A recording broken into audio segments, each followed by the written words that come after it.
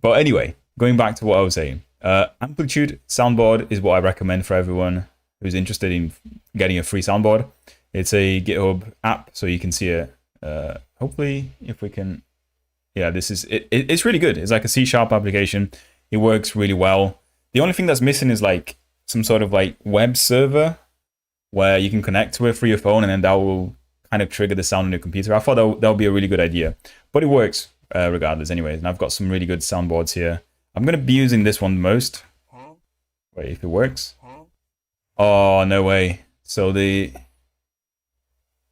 hotkey I've set for the soundboard clashes with the Windows terminal. And that is not good. Let's figure that out. Let's figure that out. So if we edit this, right? If we edit this and then do something else, what's a shortcut that shouldn't really clash with anything? Let me think. Yeah, maybe right control? Right control will do, right? So right control, shift, there you go. That should do better. Is that going to clash with anything on Windows Terminal? Right control, shift 1. Oh, it does clash as well. This is not good. This is not good. I need ideas, guys. What do you guys use here as hotkeys? So control shift, and then the number doesn't work. Control shift Q, control shift W. Is that gonna do it? Let's try that out. Does that clash with anything here? Okay, good. Good. So we're gonna go for that. Instead of control shift and number. That one's a fairly loud one. Let's just move it all to control shift QWERTY. Sorry, this is much needed. Control shift E. Okay, that works fine. I like the crash one. I'm gonna be using the crash one quite a lot as well. Control shift E, R is the next one. Those shouldn't clash with anything, right? Hopefully. So if we minimize it and then, oh no, it clashes with back search. I mean, I'm fine with that, right? Every time we do a back search, we listen to crash. We don't care. Control shift T is fine. Now control shift W is a problem though. GTX, please don't. Right, control shift is not a good one. God damn it. Control Alt. 1, 2, yeah, control Alt also clashes with it. Like, Jesus Christ, what is a good hotkey? Good hotkeys that don't clash, that are not used. I don't know, that are just not used. Let's see. Control Shift T, we have that. Reopen tabs. No. This is not what I'm looking for. Good hotkeys and that don't clash with anything else. I guess I can use function though, the function key. Does it support the function key? Just Alt something. Yeah, Alt something would, that usually clashes with things as well. Like I know it does here. So if I do Alt 1 and 2, oh no, yeah, you're right. Yeah, let's do that. Let's do that. Alt 1. I was thinking of the function key. Let me just see if that's supported. No, function key is not supported here. Unlucky. So we're gonna go for just Alt 1. Alt 2. Sorry about that. You're just going to be hearing soundtrack after the soundtrack. There. And crash. The last one. And I basically got all of the soundboards from... let's see if I can... From this website. So if you guys have anything to suggest, check this one out. It's called myinstance.com.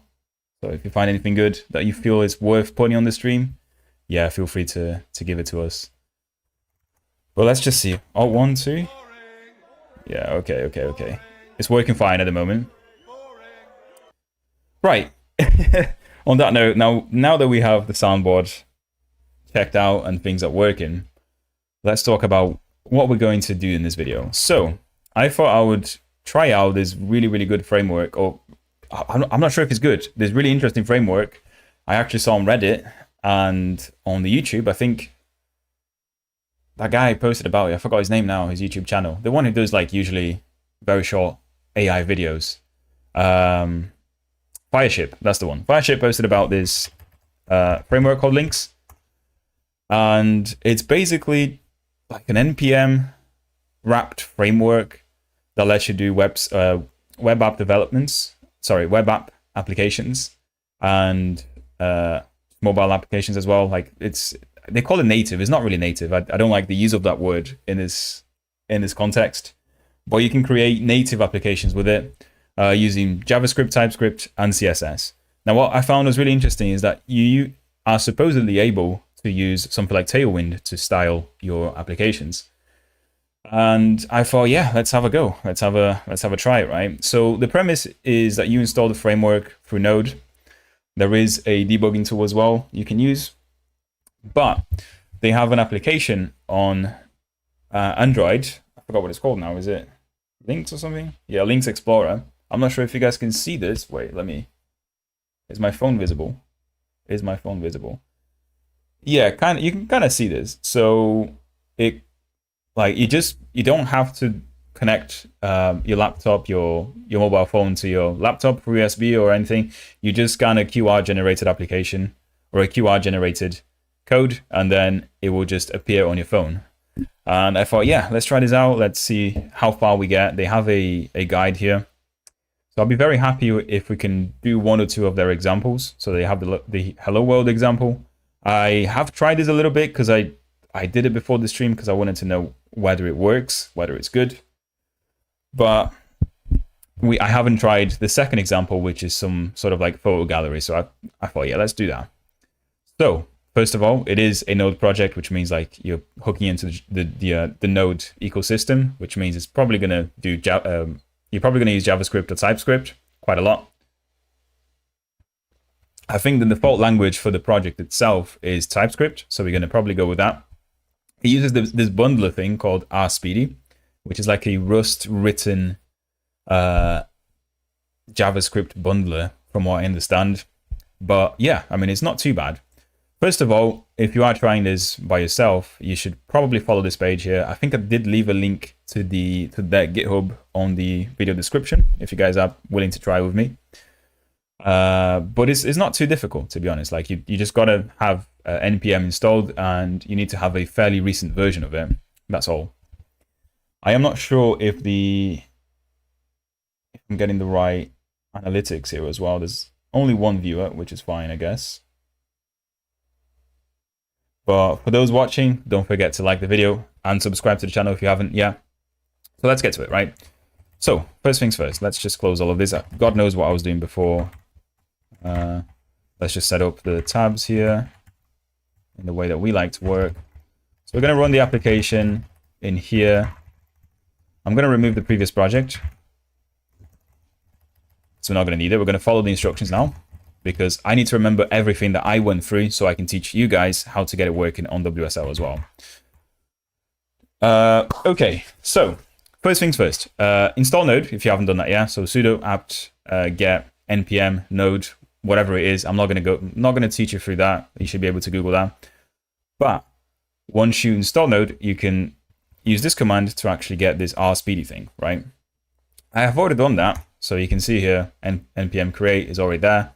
It kind of creates a project for you. So if we go into development, let's do it from there, right? So this is where we can create our project. The project name, I don't know, like Hello World, or even better. Let's just go with RSpeedy project, which is the default one, right? Use JavaScript. I have no idea what this means. Additional tools for linting and formatting. We're going to go with Biome because that's the default. I have heard of ESLint. That's something we use at work quite a lot. But let's go for Biome because I think that's probably what you're supposed to do. Let's cd into RSpeedy and then do an npm install here. npm install, obviously, as you probably know, installs all the JavaScript or TypeScript dependencies that you have in your project. Hello, Slim. How's it going? Slim, you are the right person, right? Because you do TypeScript. Is that right? I know, dude, you are the London guy who does web dev, right? That's how I remember you. So we're going to need your help here, dude, for sure. So, yeah, I mean, it takes a while to install things. While that's happening, though, I want to note that you can actually debug, apparently, according to the documentation, you can debug the application on your phone through the debug software, right? Lynx has a debug thing. but it doesn't work on WSL. I've tried it. I've tried to build it on WSL. Apparently, it only works on Mac at the moment. So the best we can do is just see what the application looks like, and that's it. But I won't stay for long. I have to go out in 10 minutes. No worries, dude. Just drop a like. I'm only joking. Has it installed? Yeah, good. So now, in theory, we should have like a bare bones project, which apparently, according to the docs, we can kind of just actually, you know, build the thing, right? So if we go into this development, I'm already there apparently, speedy. And if we do npm run dev or some shit, it will run the application and generate a QR code here. Now, if you have the app installed, which is part of the user docs here for, you know, we have to install it on Android or iOS, what you do is you just scan it, right? That's the idea. So on the app, you kind of just, opening the wrong thing. You kind of just go and scan the QR codes. That's what we're going to do now. And in theory, it's supposed to load, right? The app. You can see a blank screen here, and you'll be able to see an error in a bit. Let's see. Let's let it come up. In fact, let's do you still see it? There you go. This error down here is very annoying. So if you're using WSL, if you're using Windows, which most of you are, as far as I know, right? That's the consensus I get from my Discord. It doesn't work by default because this QR code encodes the URL to the bundled application. And if you look at this right here, this is the URL for the IP for my WSL connection, right? I've been meaning to test out Lynx. Yeah, dude, watch this video because it's going to be useful for you. So this is why it doesn't work, because this IP doesn't mean anything on my phone, right? So in theory, if you're on the same connection, you're supposed to connect to your laptop, which is running the bundler download link thing, and then it downloads on your phone and runs it. It won't work because of this. Now, what we got to do is, first thing, you got to figure out what your IP is, right? So this is something that you do on the PowerShell or the Bash, whatever you're using, probably PowerShell. And if you type ipconfig, my network IP is this here, right? So 192.168.106. That's what I expect here. And we can change that. We can actually change this, you know, very easily by looking at the Lynx config TS. We can see if I just set the number here, you will be able to see that the function that generates the QR code takes this URL, which is auto detected, I guess. But you can just as easily kind of like duplicate that, comment out the previous one, and then just like import your own URL in here, I guess, right? So it will be HTTP 192.168.106 for me. I think it's port 3000.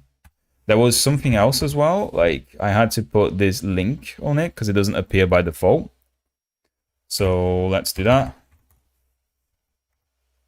So if we just paste it here, there you go. So that should run a little bit better now, but it still won't work, and I'll tell you why. It reminds me of the good old days of React Native. Yeah, it does. I've never, you know, I remember when React Native came out, and then everyone was like raving about it. I never tried it myself, but it was supposed to be easy. This, as far as I know, as far as, you know, what I've experienced here goes, Lynx is actually really, really, really easy to set up and get like an app on your phone. But yeah, I mean, now in theory, the QR code should point to my actual machine, right? But if I try that again, as I said, it won't work because you probably have to do something else. I've already done it on my computer, but yeah, it does work because I've already done what I'm going to say. But you can see here, this is my application. This is the hello world. It's not perfect yet because it doesn't show images. There's a problem on their examples. Apparently, there's like a little bug that it doesn't serve the static images. We're going to go over that in a second. But it won't work for you though if you try it out. Why won't it work? Because your Windows is probably, the firewall is probably blocking access to a particular port, right? So in the first place, you have to open the TCP port 3000 for inbound connections. And you can Google how that happens. If you literally just Google how to open like inbound TCP port Windows, you'll get plenty of guides on how to do it. But on the same time, you also have to run a net shell command here that will proxy your Windows port to your WSL port. And this is the command. I'm just going to like zoom it in a little bit for you guys to see it. Like if you're watching the video, you can pause it right here. This is what you need. So the connect address is important. This is the address of your WSL connection. It won't be the same for you. How do you find it out? Again, you have to kind of sudo apt-get install NetTools in here. And once you do that, I've already got it, you have access to ifconfig.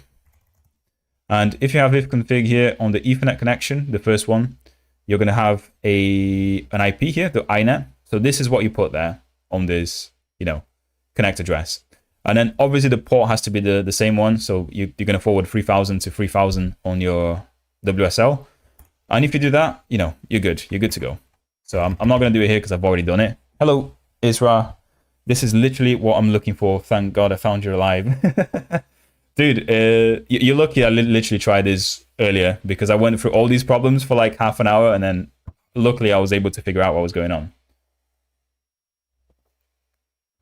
But if you do all of that, if you try it out right now, Iska, I hope, Isra, welcome to the stream, dude. And I hope that grants a subscribe. So please subscribe and like the video.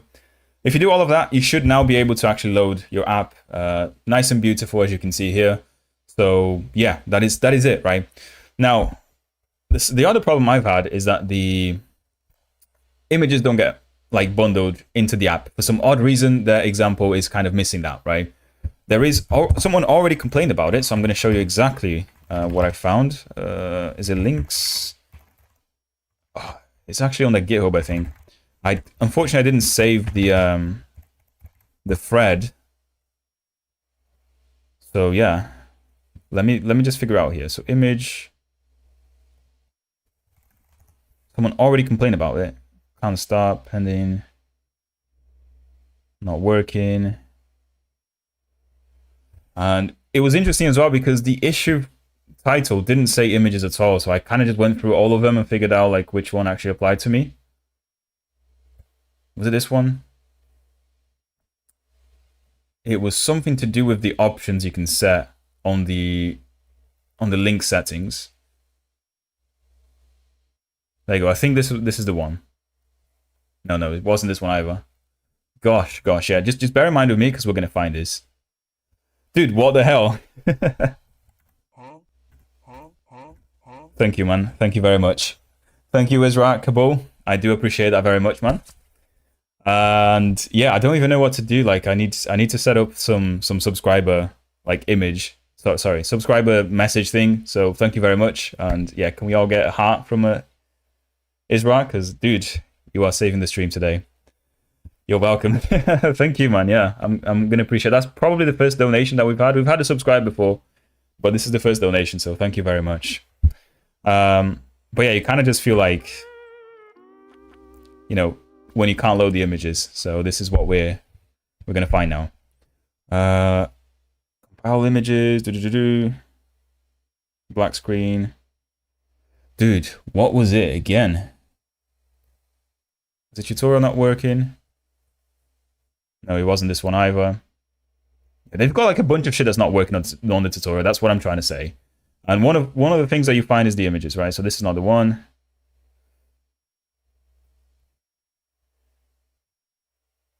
No, that was not the one. I remember this particular issue that had like screenshots of exactly what I had.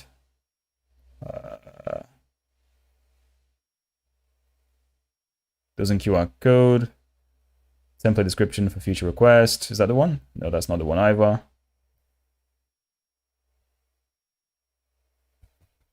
Oh my god. Fix image animation problem. It's not going to be this one, right? My man. Is it this one? I kind of remember like what this fix was though, so maybe if I put that here, options, permission denied.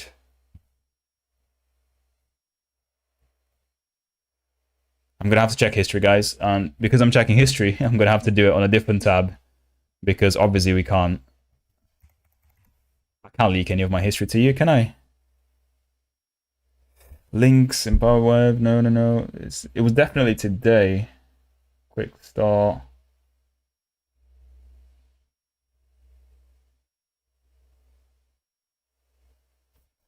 Right. Dev2 debugging. Was it this one? Oh my god.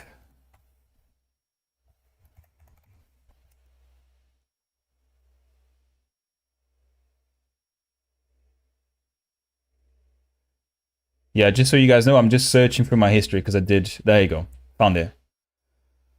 Oh, thank God, yeah. So this issue here is exactly what we see now. It's something to do with, there you go. So they've got a screenshot of the example here, what we should look like, right? But we get something like this. And this is apparently to do with the static image not being set properly. And this is the fix. I don't really know what it means, to be honest. Apparently you just increase the amount of data you can send to the app, to the max safe integer, right? So this is something that we kind of have to put in here somewhere. Oh, let me actually open the project, innit? The speedy. So if we code this now, right?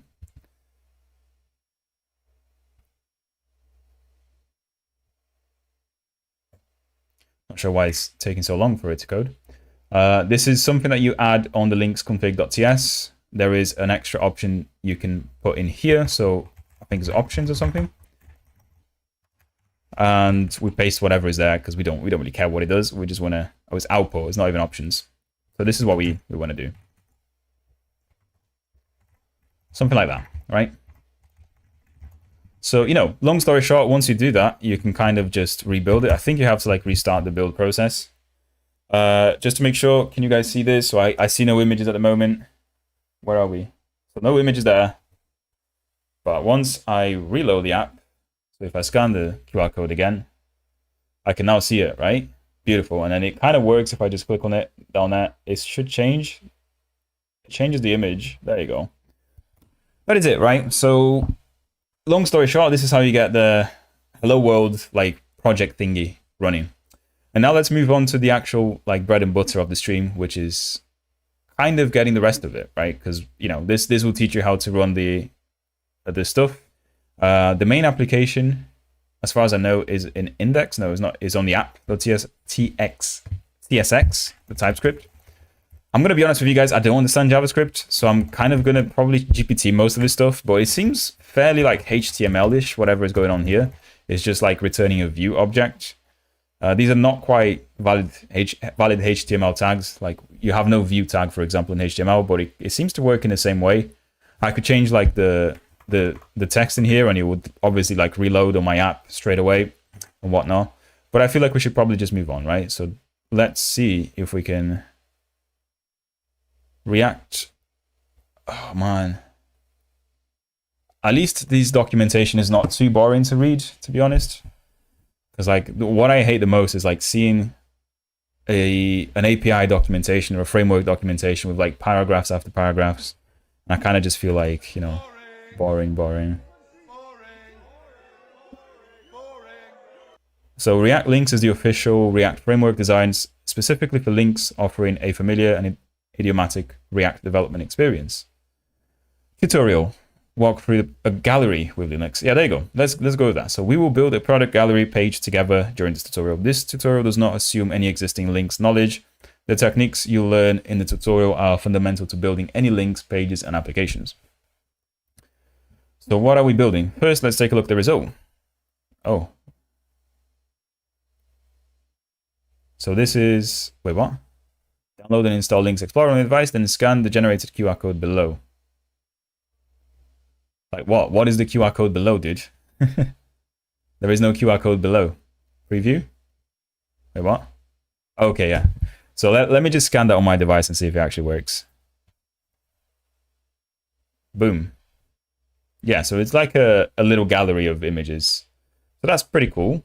I can click on them to like them. Nice. And it automatically goes like up and down. I'm not sure if you guys can see this.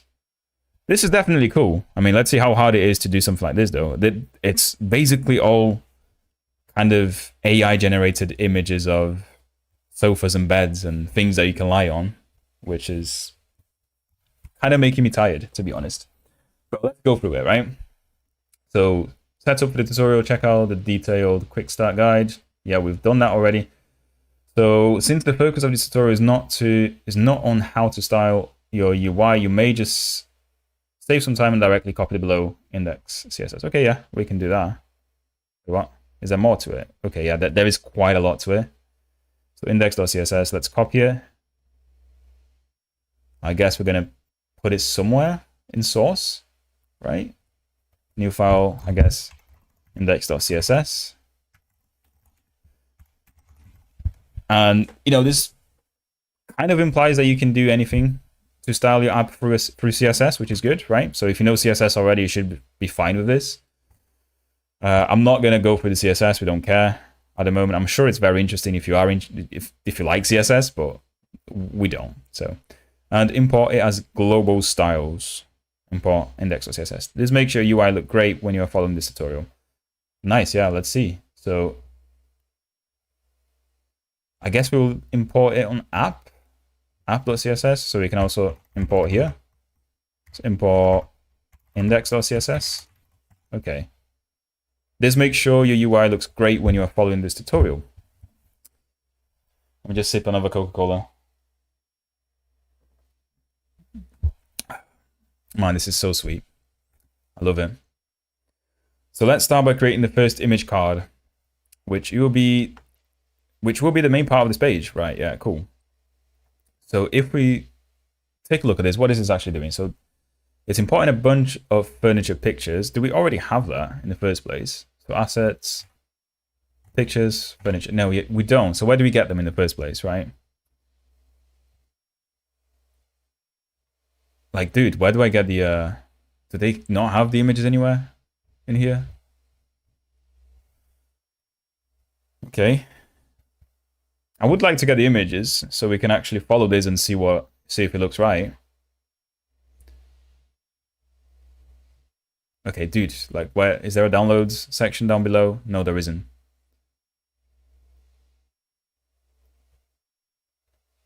Is it on a quick start? Can we download it on a quick start? No, we can't either. So why did they post a tutorial without providing the assets as well? Are we just supposed to generate these images? We can do that. We can use ChatGPT to do that, right? I guess. So let's do it real quick. Let's generate a few images. So generate a picture of a beautifully comfy sofa in the middle of a nice living room. Let's generate a few of them. And where are they actually putting them? That's a good question. So they are putting them in pictures. I guess we can just create one here in assets. If we do a new folder, chairs, right? And has ChatGPT finished? Okay, so this is one of them. We're gonna probably copy the image link and then paste it into our SRC assets, I think it is. And then sofa, it's chairs. Probably get on that. We're gonna move whatever the hell this name is into chair1.png. What kind of image is this though? What kind of image is this? What kind of image does ChatGPT create? Network. Wait, if I spec it, does it not say what? Does it really not say what kind of image is rendering? File size, okay, no.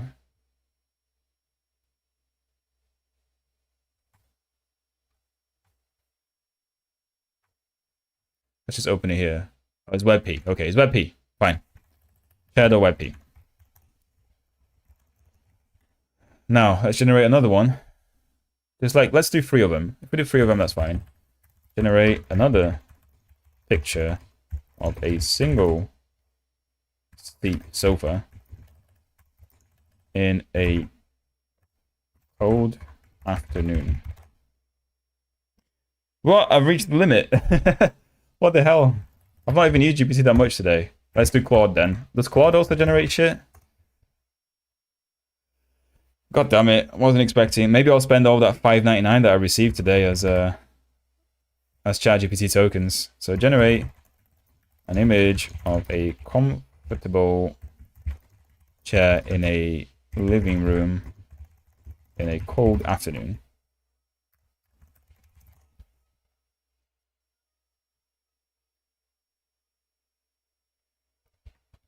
Oh, Claude is doing it in SVG. What the hell? What the hell? Does it not generate an actual like PNG or something? And it's going really hard at it as well. Like it's going hard, dude.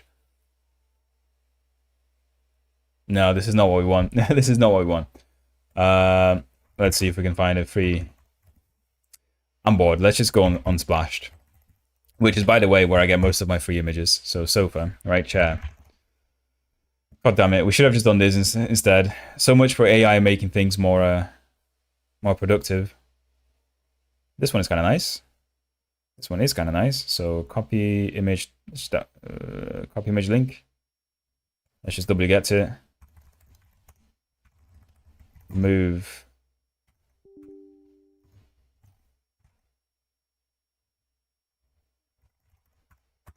What type is chair 2?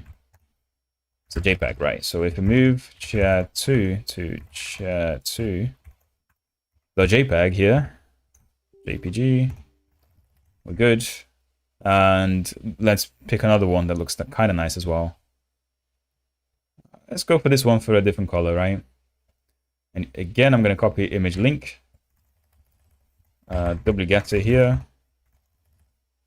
I'm going to move whatever that is to chair 3, do a file on it, chair 3, the JPEG again. So if we move chair 3 to chair 3.jpg, beautiful. We have like 3 images we can work with at the moment.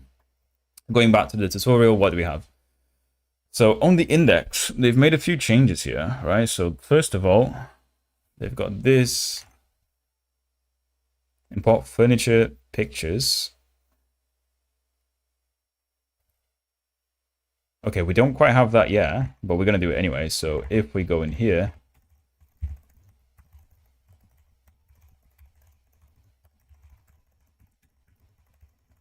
from where? Pictures, furniture, anything.jsx. I guess JSX is TypeScript, is that right? Anyway, so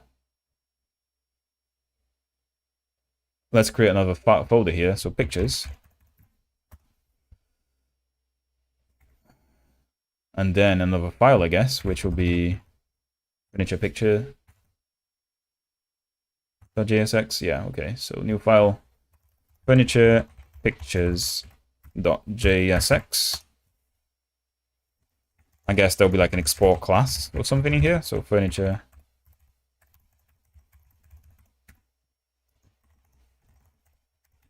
Okay, something like that. Just to get the type thing, not to bother about it from. Okay, pictures. Furniture pictures.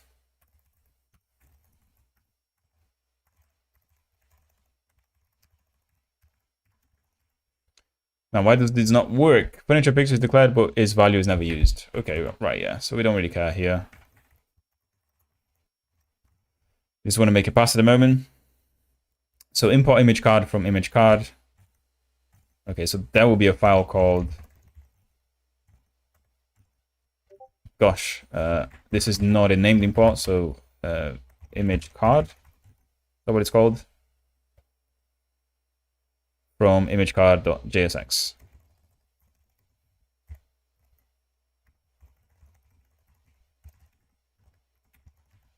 This file doesn't exist. I guess that's what we're going to create soon. Oh yeah, it's here. So if we look at this one,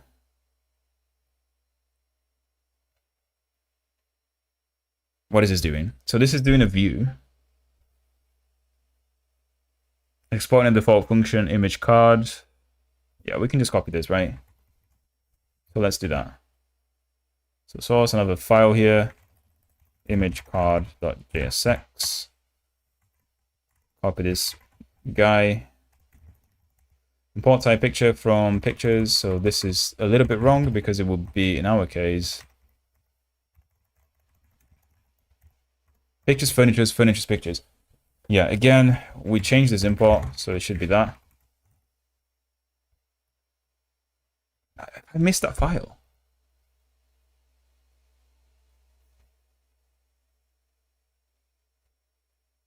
Okay, no, I've not missed that file. So furniture pictures is not quite there yet. So wait. Oh wait, the chat is not working. What the hell? Why did no one say this? Let's just reload it again. Something's wrong with the chat in my band. Oh my god, I just realized. Sorry, dudes. Sorry.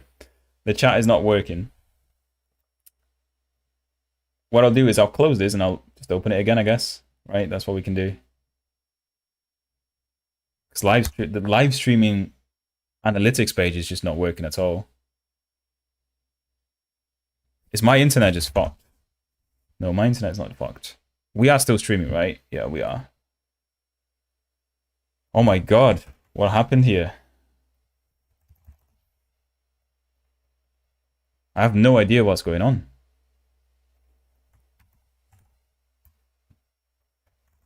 Is it my computer? Like, no, it's not even like at full speed at the moment. My internet is just gone. I'm sorry.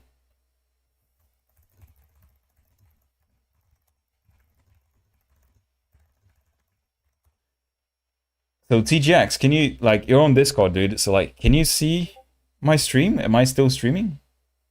I can see you. Right, yeah, cool. What the hell is going on? But you can't see me now. Yeah, I can't see you. So what's going on here is the following. I think YouTube Studio is just not working. YouTube Studio is just decided to not work at all. Let's load that again, right? So I can't even go on YouTube. Is YouTube down? What? Is YouTube Studio down? This is it. Like, literally, it's not loading. Like, YouTube is not loading for me, but any other website is. That is interesting. Is my website loading? Yeah, what? I have no idea. Sorry. So, what I recommend is if you guys want to chat to me, go on Discord.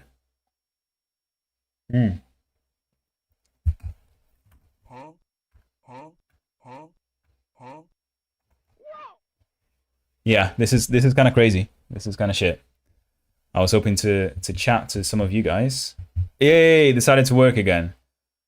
Yeah, I think YouTube just went down for a bit on my region or whatever, which means the chat didn't work either, and I do apologize. YouTube just went down for a bit. Okay, yeah, we are back. We are back. I can see all the chats now, which is good, right? And there's actually 5 people watching, which is amazing. There's so many chats. Sorry, I missed all of the chats. I'm really sorry, guys. So let me get it back up, right? Let me get it back up. Give me a sec. So we got the chat window open here. Let's Control Shift here. OBS. Let's restart that motherfucker. This one, I guess. Right, yeah. Right. Can someone say something? There you go. I thought you were abandoned. No, yeah, never abandoned you guys. Never abandoned you guys. Right, let's catch up on the chats then. You're welcome. Yeah, I got that. So once again, thank you very much, Israel. You don't understand how happy that made me, dude. Wow, what are you hiding in your history? Give me 50. Yeah, that was. Yeah, I'm not hiding anything in my history. I just don't want to, like, you know, in case there is something that shouldn't be there. In case I've been looking at JavaScript documentation, I don't want you guys to see it, you know? Hey, React JSX, yeah. Not React. Yeah, I guess it is React, right? Lynx is React. I don't know. But welcome, Anton. It's good to see you on stream again, dude. For all those watching, please like the video because it helps me out quite a lot. I had to go off a moment. Progress. We had a lot of progress, dude, in my band. No, you're not. Yo, Matt. No, you aren't. Chat is fucked. Yeah, chat was fucked. So YouTube just decided to not work for whatever reason. I was off. When is he gonna notice? The stream is fine. We can't see the stream. Open the stream. Okay, yeah. Good. So we managed to get back. Right? We are back now. So I am on Discord as well. So if anything happens, TGX, I'm trusting you, dude, to just go message me on Discord. Because I just assume that people aren't interested and they're just not chatting anymore. So yeah, that's the thing here. But where the hell was I? Yeah, I was just doing this boring shit.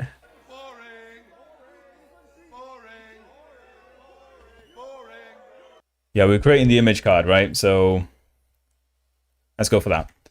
This is the image card. We just copied and pasted it. We have a different import for the pictures. I don't know why they put it in a directory above it, to be honest. Maybe I missed something, but we export a default function called image cards here. Takes a picture of type picture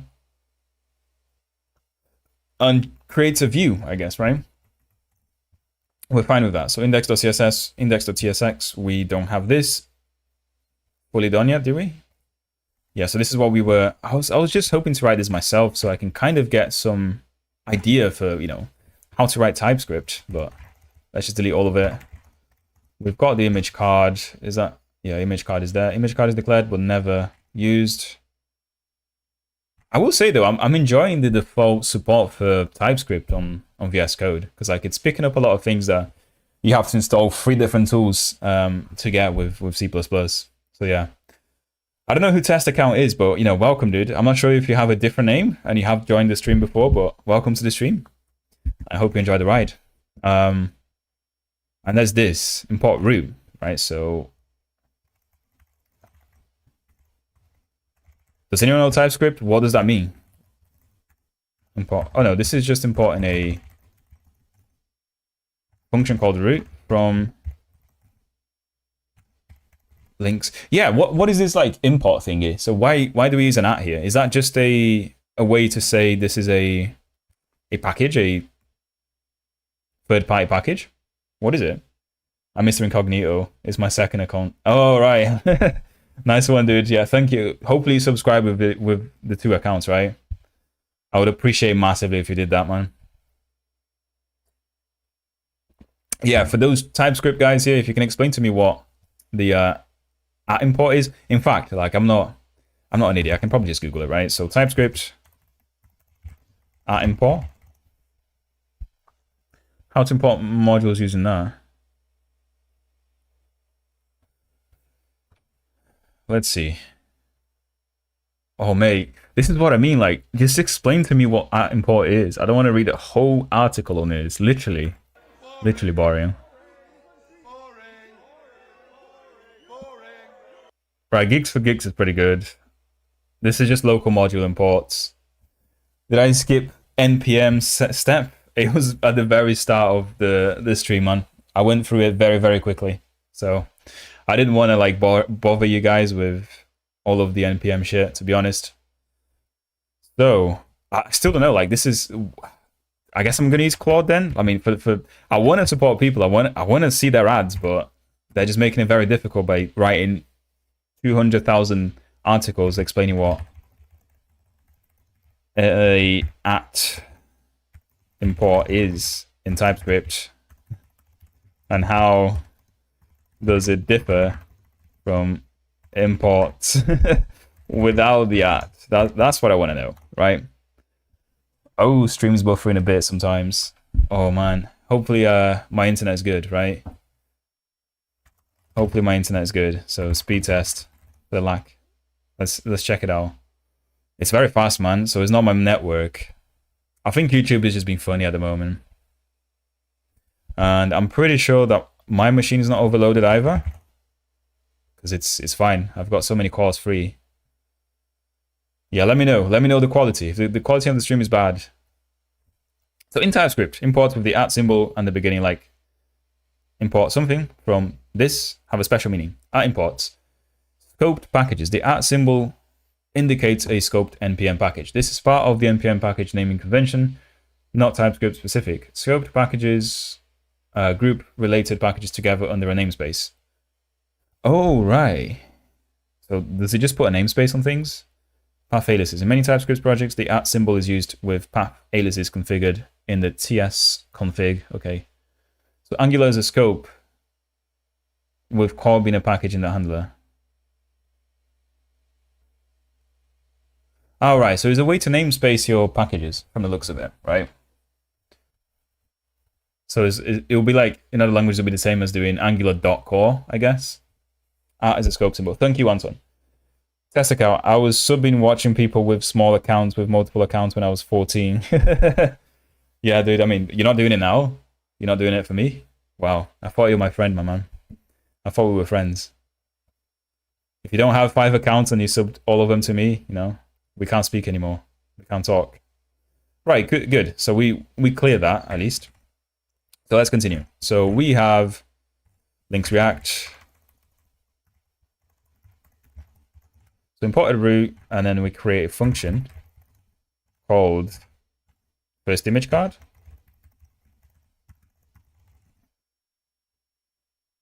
And it returns a bunch of shit. I'm just going to copy and paste this because I'm not too bothered about copying line by line. Does it format document? Oh, I don't have a formatter for this. One of them should be configured as default formatter. No, Typescript, yeah, there you go. Okay, so we have a default formatter now. Furniture pictures. So that should be... What? Why is this file not there? So we have that, pictures, furniture pictures. Furniture pictures is declared, but its value is never read. Cannot find file. What do you mean you can't find the file? It's right there. So we have pictures. Pictures. Have I misspelled something?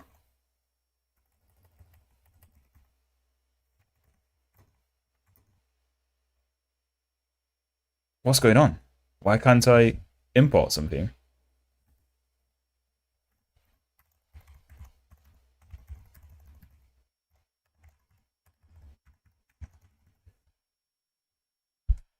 What do you mean? What do you mean you can't find it? What do you mean you can't find it?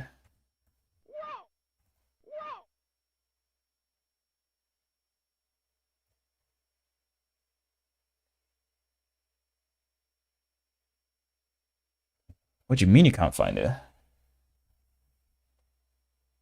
They don't even say what the file is. Like, what kind of tutorial is this? Am I missing? Look, we should have downloaded all of these files before.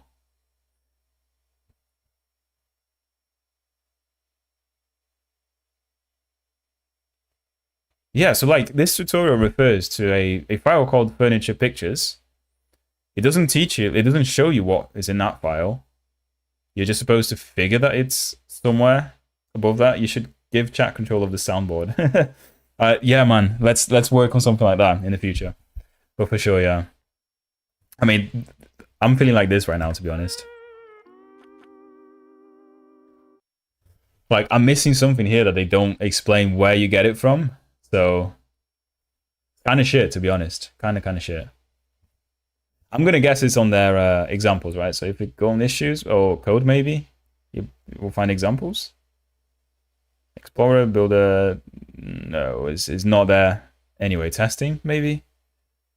Write an app where it picks a random person and in chat and gives them control. That would be a really good idea. Or just like, if you guys post a number, you'll pick that soundboard button out of the available ones. That would be cool as well. Yeah, so Lynx tutorials are kind of letting me down at the moment. I'm going to be honest. Like, it's not explaining to me how I write that file in the first place. Like, where is... See, like, where is it? Where is it? Where's pictures, furnitures?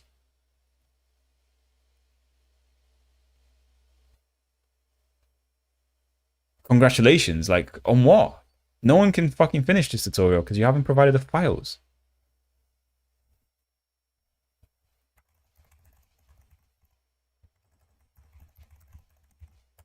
Furniture? God damn it. What is this? And so I think if they spell the block's name in Minecraft, it would delete that block. Oh, that doesn't sound like a good idea on Minecraft. It does not sound like a good idea at all. Maybe have that with numbers, yeah.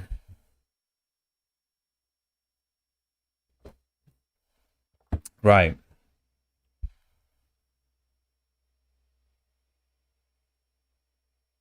So we've got these files. I definitely don't have like dash like import dash pictures, right? Yeah, there's no pictures here on the example project anyway. The only setup you have to do, as far as I know, is the quick start guide, right? Check out the quick start guide. And in the quick start guide, it doesn't say you can download anything, does it? Unless I'm missing something. It doesn't. It does not. What? As it, someone already complained about this as well. Gallery. Does Lynx provide components like camera, gyroscope? No.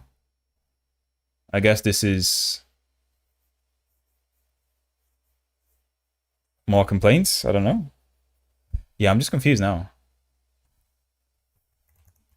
Let's just do a quick search, right? So, pictures, furniture, pictures. See if we can find it somewhere. What's the issue? Oh, 1 second. There's someone knocking.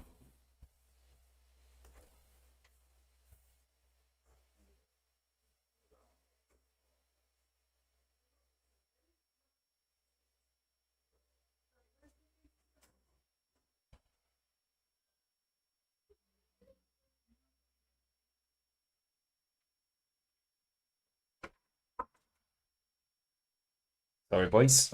It turns out I locked the door and my girlfriend was trying to come in and she couldn't. I was just trying to have some peace time, you know what I mean? So, yeah, the issue, Anton. The issue is that they are referring to, their tutorial is referring to this file here, pictures, furnitures, pictures. Nowhere does it say where to find it. Nowhere does it say where you can download it. And you kind of need that because you need this class or this function, whatever is defining, is the police. I called them because I thought you banned me. Yeah, dude. That would be fun. Like if I ever get to this stage where people can dox me, that would not be fun, actually. I'm not going to enjoy that. Check out a detailed quick start doc that will give you that will guide you through creating new links. We've done that. We've got that working. You may notice that the project is using TypeScript. Although Lynx and React links support both TypeScript and plain JavaScript, we recommend TypeScript for a better development experience provided by static type checking. Okay, yeah. And that is it, really. Is your picture. Is my picture. Is it my picture? Is it JSX file? Check the extension. So no, I don't think it's my picture, is it?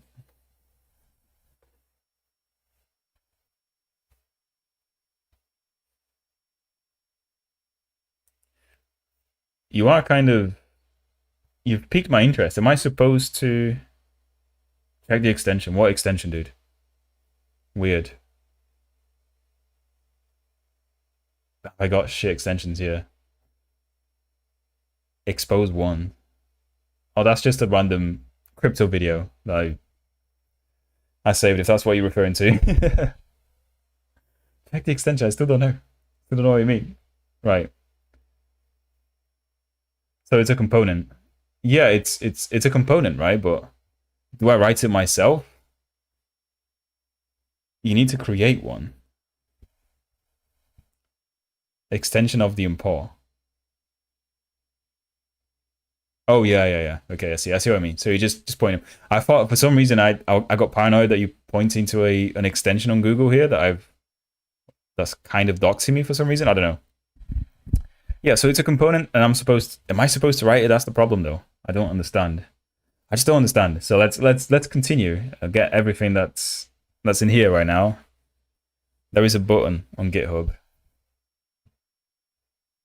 There is a button on GitHub. Click it to see a repo. Right. Let's see. Wait. Where? GitHub. Oh, this one. This is just the links page. I've looked at it and it's not there. If this is what you're referring to, this is just the links normal GitHub, I guess. I was looking for like an examples directory here, so maybe we can find that, but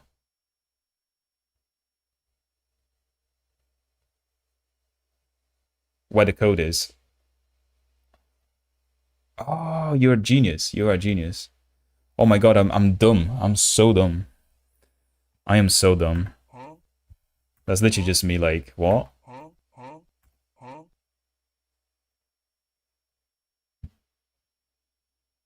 Okay, so if you go in source, yeah, there you go. Dude, you're a genius. Right, so... Yeah, but why not say that a little bit more explicitly though, right? I mean, you're relying on Yeah, that's on me. That's on me. That's for sure on me. By being an idiot. But Anton sorry first, yeah. Anton sorry first. So Anton gets a +1 on this stream here. Yeah, I mean we can copy it, right? So furnitures. So we have a oh, this is where all the images are as well. Okay, cool. We could have downloaded all of it, to be honest. We could have just downloaded all of them. Yeah, let's do it. So if I go on this and raw. Can I go on raw? Is there a raw thing in here? Copy image link.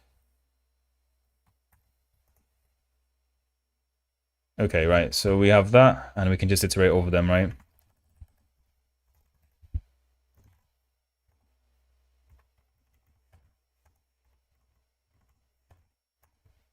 Gonna download all of them first. I mean, I could copy the entire thing. Should I just... Yeah, we should find a way to implement DDD with links. What's DDD? This is going to be a a Ligma joke. Domain-driven design. Damn it.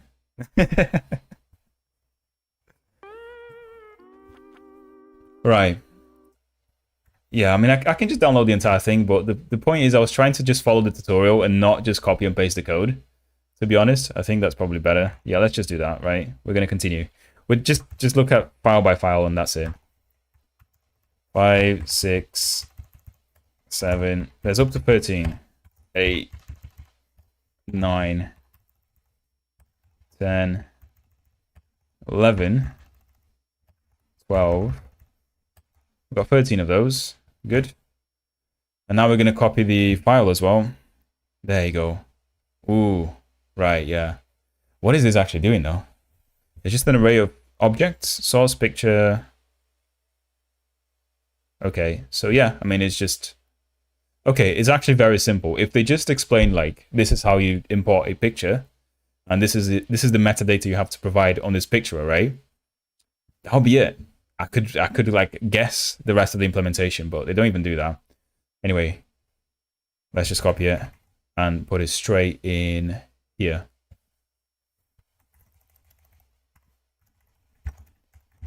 Right? So interface declaration can only be used in TypeScript files. What is this? TSX. Okay, yeah. Wait, have I been naming everything JSX? I have. My bad. So this should have really been TSX. Is that right? Yeah. Does that work now? No, it still can't find it. It still can't find it. Pictures.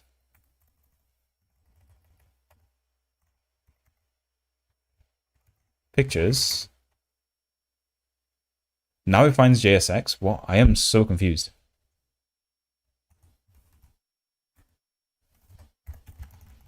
Okay, TSX works as well, I guess. I was expecting an emote joke. Haha. Do you know about Sugundis? No, I don't know. Tell me what it is. Sounds like a very nice name.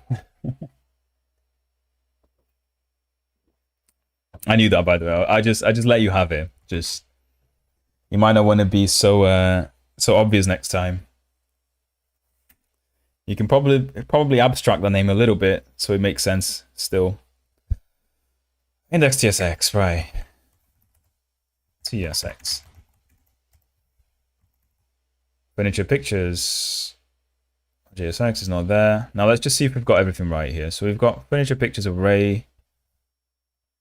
So furniture pictures is an export const there. This should really be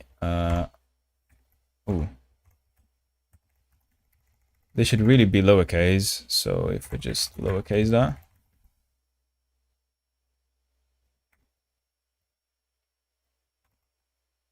Now, can I find name furniture pictures? You mean furniture pictures? Pictures. Furnitures. Yeah, they've also got like the bad naming here. There should be furniture pictures. You don't plural the first thing. You do it on the second. Okay. We're getting there slowly. Slowly getting there. This is still not finding it though. Like, why? What's the problem here with this IntelliSense? Pictures. Now we found it. Does it still find it? TSX. Has no exported member name furniture pictures. Yeah, that's because we renamed it a little bit. We're also fixing the naming shit. And then I just misspelled it. It's pictures. Pictures. Okay. Can I find module this? Class pictures, furniture pictures. Have I misspelled it? Furniture. Oh, I misspelled it here as well. Guys, this is not going well. This is not going well at all. This is just me like misspelling shit all the time. Furniture pictures. TSX now. Still not happy. What? Oh my god, what am I missing here? An import can only end with a TSX extension when allow importing TSX extensions enabled. Wait, so this... What? So I can't import TSX files into other TSX files. What do we have in the index here? Yeah, index is TSX. So we got that right. This is also TSX. You need to focus. Drink some more Pepsi Zero. Yeah, I do, man. I do.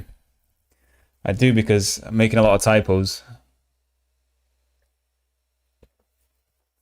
That was delicious. So, why is this not working now? An import can only end with a TSX extension when allow import in TS extensions is enabled. I guess that's something we have to enable in the project, I guess. So an import path cannot end with a TSX extension. Install Typescript, add this, okay. Right, just give me the quick answer, please. I renamed the files to name.tsx, yes. And change the way I imported them.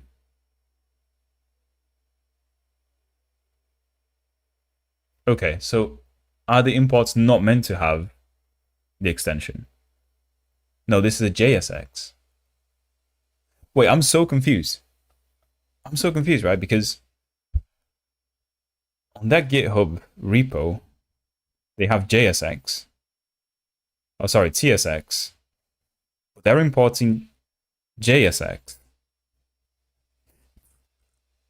Is the TypeScript file getting like compiled to JSX or something like that? There was a suggestion what to add in TSX config.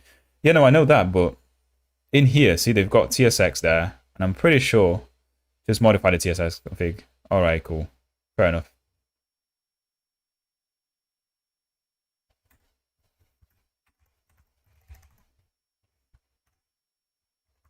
I guess this is what we need, right? Okay, yeah.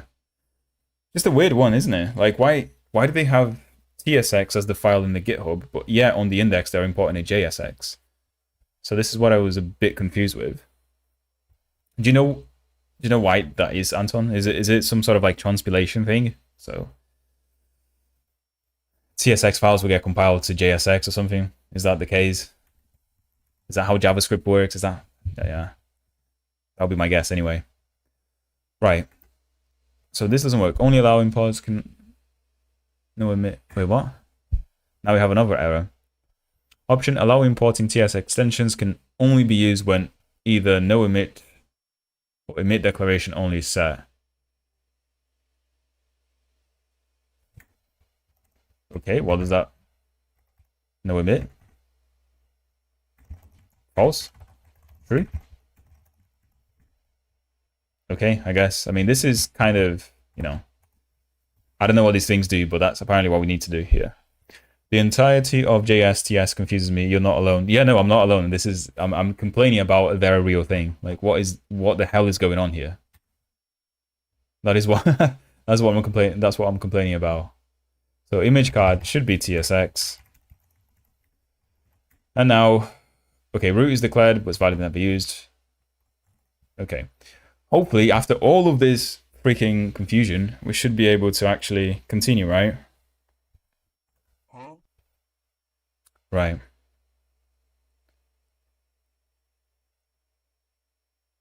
Root render. Right, so we're missing the root render. There is no IntelliSense in this case. Okay. First image card.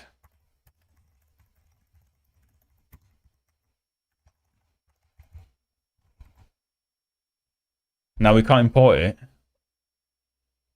Can't find module Lynx React. I'm dying inside, guys. Jesus Christ. There's like issues after issues here. I misspelled something. Yeah, it's Lynx.js. What am I doing? Oh, beautiful. Right. So does that give us IntelliSense? Yeah, it does. Good. That's why it wasn't working. My bad. Okay. Do we have this in the image card TSX? Import type picture from whatever.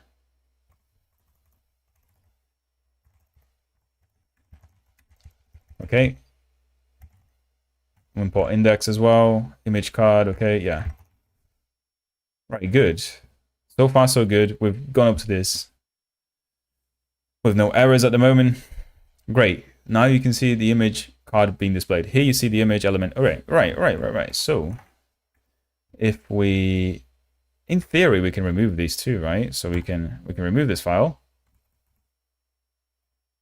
right? And then we can kind of, what the hell? We can rebuild the entire thing and rescan it and see if something shows. No, we have errors. Right, good. These errors kind of look nice, to be honest. Right. So first error, module can't resolve index SCSS. Okay, yeah, because that should have been called SCSX, I guess. SCSS. Let's try that again.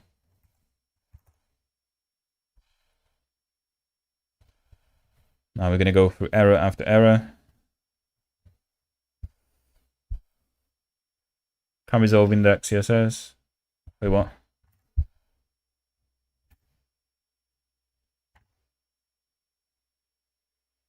Where's the error though? It's an index for sure.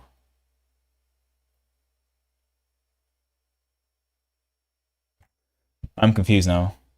So module not found. Can resolve index.scss in home as PD source. Import JSDex. Okay, index CSS. So it's definitely in this page somewhere. Now let's go back to the CSS. Maybe we missed something. This is supposed to be an image card. All right, it's an image card. That's why. See, the error is a bit misleading because it says it's in index.tsx, but actually we're importing it on here. God damn it. Right. Rename it back to .css. Is that what they do here, though? Yeah, it is. It is what they do. Huh.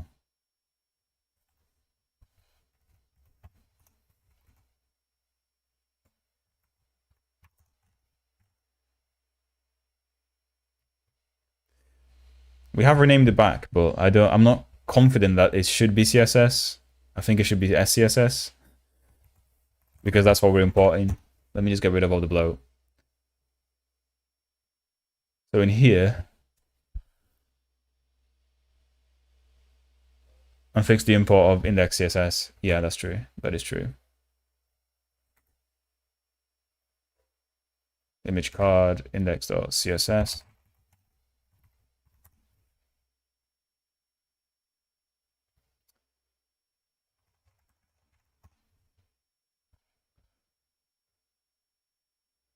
We're getting places, not to the end line, but we are getting places. Kind of resolve. Okay, that's a little bit better now. So this, again, I don't like how it tells you it's in index.tsx, when actually the error is in here, right? So assets, shares, these all should really go on the pictures, I think. Right, that was the issue. Let's see if we get past that now. Okay, a little bit better. So 14 is not there. We can just duplicate it, I guess.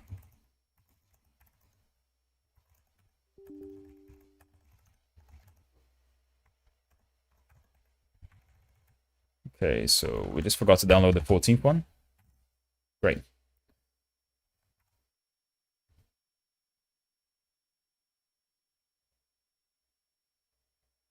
Okay, it was build. Now, is it actually going to give me the QR code?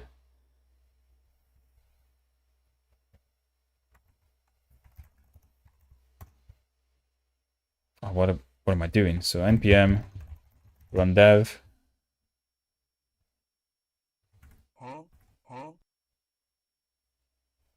We got something at least, right? Let's try it out on the phone now.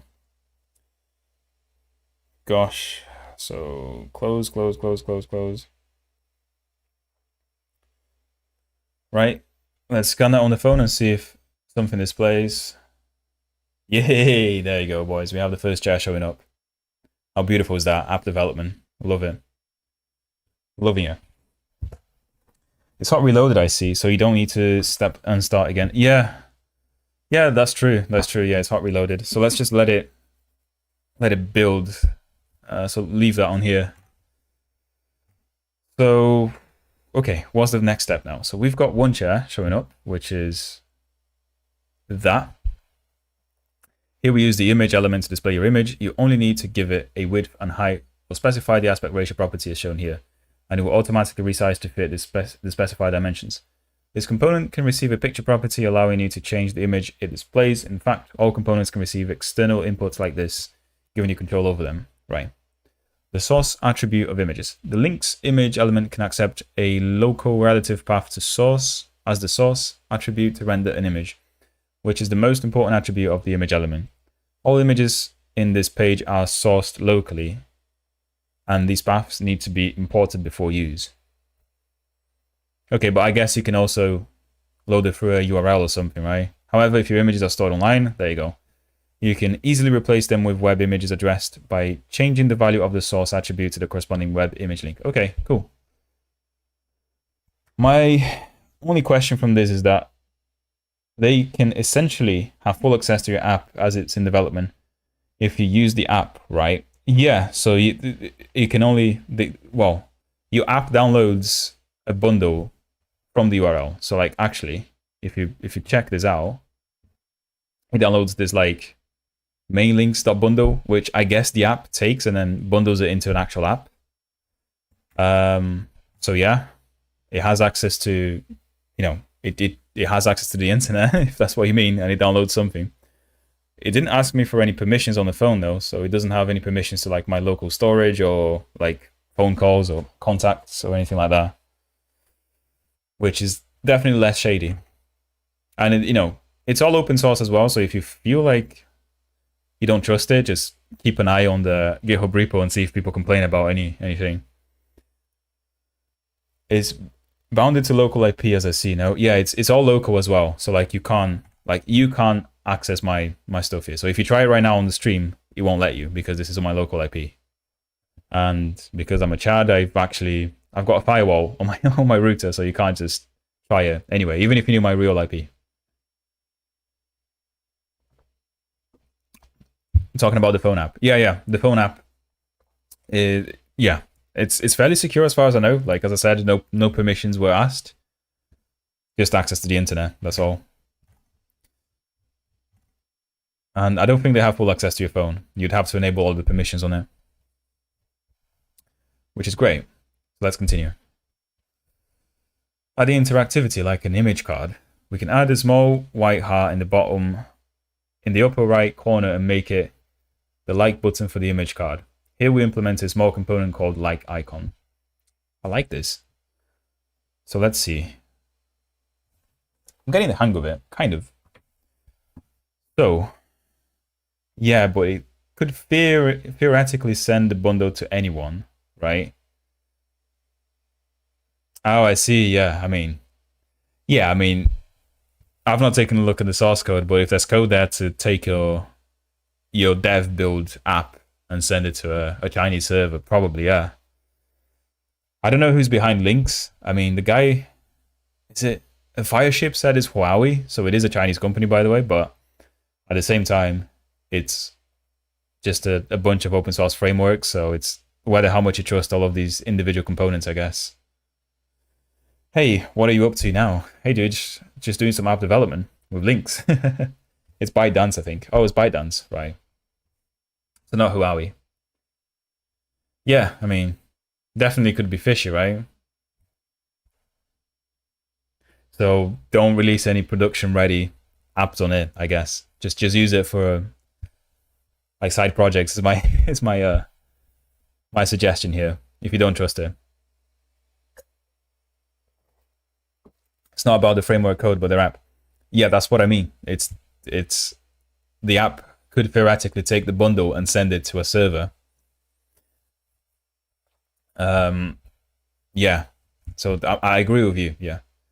But again, the app itself is open source, as far as I know. So you can go and take a look at the code if you're really, not trusting it. Right, like icon.csx, like image. Okay, so let's start with those.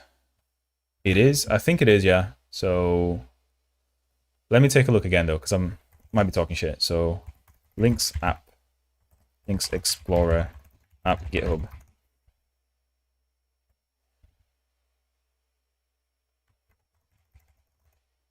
There you go. So this is the Explorer app as far as I know. So you can build it locally. You can also take a look at the code. This is, yeah, the code is there. It doesn't mean it can't be shit though. It doesn't mean it can't just do dubious things on your phone. I mean, you can still have an open source project that does all sorts of shit, right? Any tips on how to design? Yeah. Let me read that again. So I just had to burp there. So any tips on how to design complex, scalable systems? No, dude. I am not the guy for. I'm not the guy for designing complex systems.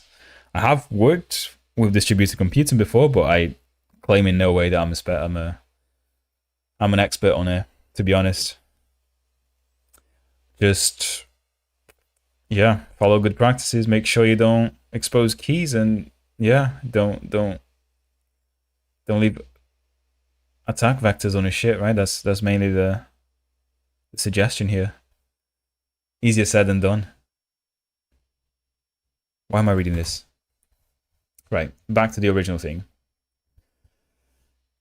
Don't vertically scale up until you can't, and then think about it. Yeah, I mean, if you're talking about a side project, then don't worry about distributing your software or making it scalable. Just do it the simplest way first, for sure. I've said that many times on the stream before. But my guess is that you're actually asking as a professional, right? As you want to go into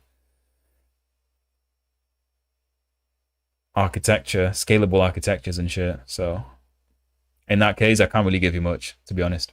I've taken that advice, yeah. No, I mean, how like people come up with the architecture of these app? Oh, you mean this app in particular? I don't know. This is just a tutorial. But usually, man, you just have an idea and you kind of implement it in the simplest way. And then you worry about scalability later, right? Right, yeah, let's start. So another file here.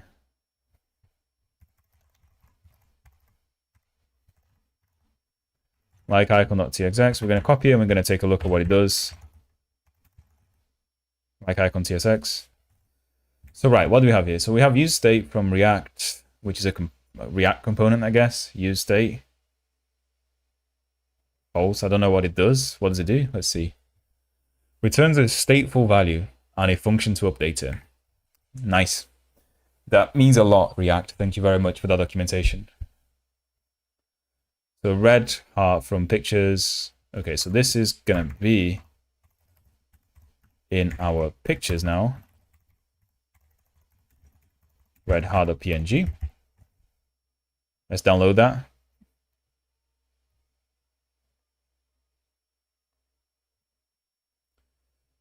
Can we look at the raw image? Okay. Oh, I guess they're doing some sort of like animation as well between the white one and the red one. That's pretty cool. Anyway, so copy image link. We are going to download it into pictures. Actually, let me just resolve that link first, because it does download that. And we also have red heart, I believe. Okay.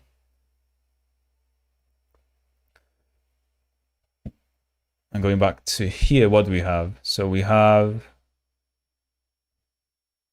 yeah, now we're like, okay. Yeah, we've got SCSS, but I guess that's just our CSS file, which is fine, right? So we have pictures here. Let's do another pictures white heart. And then this should just be our index.css right there. Great. And now we have the like image card. And before we move on, I just want to see what this view is doing. So it's deconstructing a Boolean and a set is liked, which I guess is a function. What does that return? Jesus, what is the syntax? Oh my god. This is worse than Rust syntax. It's just swapping image source based on state, I guess. Yeah. Yeah, I agree. I think it is just doing that. I still don't know what use state does though. How are you running htop on Windows terminal? This is well, this is WSL. So it is not a Windows terminal. Is it an Ubuntu one? Hello, he's Zidamoka. Thank you. Hello, and thank you for joining the stream, man. For those watching, please like and subscribe, please. Helps me out quite a lot. So Max coded WSL, yeah, answered that. So it's showing different images. There are a lot of images. Yeah, there's a lot of images coming through. I'm just constantly like,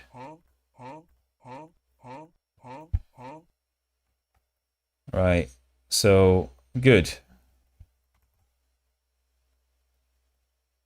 So on tap, we set is like to true. Now we return the actual view object, which has a bind. Bind tap is when you tap on it, I guess, and it runs this function set is like to true. What is set is liked? Okay. I guess use state returns it kind of keeps the internal state somewhere. Is that what it does? Yeah, I'm gonna take that. Yeah, that's probably what it does. So if it's liked, and view class circle, if it's liked and okay, wait, let's see this. If it's liked and the view class name is circle, I don't know what this does. Like, yeah, circle after. This is obviously adding a circle after class if it's liked as well. What? Okay, yeah. So image source. What is this syntax? Is this just some arbitrary code? So image sources is liked. If it is liked, it's red heart. If it is, it's white heart. If it's not, it's white heart. We get that bit. And the class name is heart love. Where is heart love? What does it actually look like? So width and height. Okay, it just sets the width and height of the whole thing to something very small. Cool. That set is linked is a function used to update the value of the linked list state variable. Set is like a function. Okay, cool. Right. Gotcha. That makes sense. Yes, use state is used to hold any type of state in a component. Oh, thank you, Brandon. And means if true, show a component called view. Right. That I don't understand very well. It's conditional rendering. If it's liked and present, then render the image. Ah, okay. I see. Cool. This bit is the is present thing, I guess. Right. Fine. Let's move on to the next file. New file. What was it even called? Like image card, right? Cool. Gonna copy this again. So new file, like image card.tsx. We're gonna do this. This should really be import CSS there.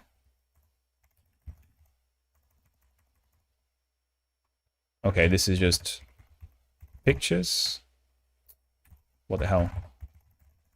Pictures, furnitures, furniture pictures. We don't have that. And it's TSX. Is that correct? And it should be on this directory as well, right? Pictures, furniture, pictures. Yeah, TSX. Can I find module pictures, furnitures, pictures? Yeah, because they've added an S there and we don't. So like icon from, okay, yeah, so this is like icon. We lowercase that, and in here we have, see, why does JSX work? I have no JSX file here. What I'm guessing is, if I'm right, correct me if I'm wrong here, guys, but these TSX files will get kind of bundled into a JSX file, which is just JavaScript. Am I correct on this? I don't know. But importing a TSX works as well. True, and this will be shown. Right. Cool, cool. I get you, yeah. It makes sense, yeah. Because it's lazy evaluation, right? So if this is false, then this is not going to be evaluated here. Yeah, that makes sense. That makes sense, yeah. I don't know why I didn't see it that way in the first place. Thank you. All right, mate. I've got to go to sleep now. It's 3 AM here in India. Dude, thank you very much for joining, man, and have a good sleep. Don't forget to drop the like, though. I appreciate that. It's logical and operator. Yeah, it is, yeah. So it's if it's lazily evaluated, then if that's false, then this is not going to display. It does make sense, yeah. I don't know why I thought this was kind of some like a reactism thing, but it's just an AND operation. No, it's getting bounded up into a single JS file, which is like 500 lines of code. I don't like that. Yeah, I don't like that at all. Let's figure out what this does now. So export default function like image card. We got that. So class name, picture wrapper, image. Okay, so this is another component. Whatever picture wrapper is. What does it actually do? What does the CSS look like for it? So border radius 10 pixels, overflow hidden, and width is 100% of the screen. Fine. Add some more style on top of that as well. Nice. From my understanding, TypeScript is bundled into JavaScript because that's the only thing browsers can run. Yeah. So browsers don't run TypeScript. That's correct. No, that's just part of JS. We never interact with the bundled up JS file. It's just for production. All right. So it's just when you actually bundle it in the end, right? I guess. I'm still looking for someone doing it on Windows. Android XD, wanna start my first project. So Z the Monka, it's not even Monka, dude. I don't know why I said Monka. If you go back to the start of the video, I show you how to do it on Windows. This is Windows. Like we are just running it through WSL. So you know you can use Lynx in that way. And at the start of the video, I teach you exactly how to do it. There are some caveats you have to kind of go through to get it working, but it's not too difficult. There's a bunch of like port forwarding shit and configs editing. So I'd recommend like actually going back and watching that when this is done. So yeah. Good. Yeah, this is fairly easy. I kind of understand this. Now, out of those two, we want each card to know whether it has been liked. So we add is liked, which is its internal data. You can use this internal data to save the changes. Yeah. Okay. In all fairness, it probably did explain here. Then we add the bind tap to image, which is just a function trigger. Okay. Stay of is liked. Okay. Const on tap. Okay. What's bind tap? There you go. If you come from a web development background, you might be more familiar with naming conventions like on click. Is Okay, on click. Lynx follows a different convention. Due to the static nature of this architecture, it uses bind and catch. Okay, so it's just a wrapper over these like events in the browser, I guess, right? So not only does it work on the browser, but it works on the phone as well. It probably just translates it to on click and whatever. Matt Gomez hitting us with the go back. Okay, yeah. Dude. This is basically a React tutorial with some new things added. I guess it is. Like I don't know any React. That's why I'm struggling so much. And that's why I'm complaining so much, because I can see why people like it though. I just find it like a lot of information if you're actually trying to understand things. Like I like following tutorials and understanding them. And you know, this is perhaps why we're taking so long here, because I'm actually trying to like, okay, this is what it does, and this is, you know, this is equivalent to this on the browser and whatnot. But yeah, I mean, if React developers complain that they can't learn C++ or C because it's too low level, like, dude, what are you doing? If you can understand this shit, you can surely remember some C and C++ keywords and just write good code on it, right? This is, in my opinion, this is much harder to learn than just starting with C++. But yeah. To give this a better visual effect, we add animations, which, there you go. I thought there would be some animations between going from white heart to the red one, which are all in index.scss. You can also learn more about animations in the animation section, then replace it with your preferred style. Yeah. C++ is my comfort language. Yeah, me too, dude. To show all your beautiful images, you may need help from list. This way you will get a scrollable page that displays a large number of similar items, right? Ooh, right. So we have a new file unlocked right here, and changes to index as well, right? Okay, so let's add that. Right, so let's add this file and do the same thing. Copy, paste, and understand. That's what we did. This is what this stream is all about. Copy, pasting, and then understanding afterwards. So new file, gallery.tsx. Paste that motherfucker. Change the imports because we've moved things a lot. Furniture.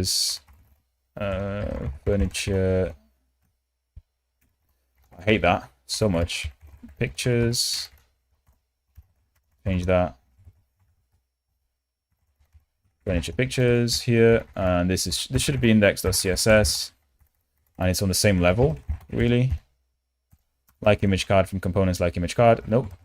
This is actually in this directory. Utils, right? We're missing utils. That's something we need to do right here. Calculate estimated size. Okay. This is reminding me of calculating sizes on the GUI. I hope we don't have to do that with this framework. Right, export const gallery. So this is just a const. What is it? It's a const arrow function. It takes props, and props is an array of pictures. Picture data. Wait, what? No, props is an object containing a field called picture data. What? Why did they do that? Like, this is so diabolical. Why not just import pictures? Like, props, or just that? Why not just do this, dude? Isn't it better? Picture data? Wait, what's going on here? Yeah, and then you just do that, right? Is it possible to declare a const here as well? No. Oh, I see what they're doing. Const. No, yeah. I mean, anyways, probably more readable than whatever we saw.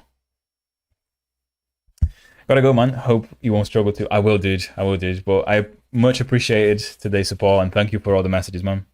There'll be no seg faulting. This is not C++ for sure. C mod, the JSTS is a miracle.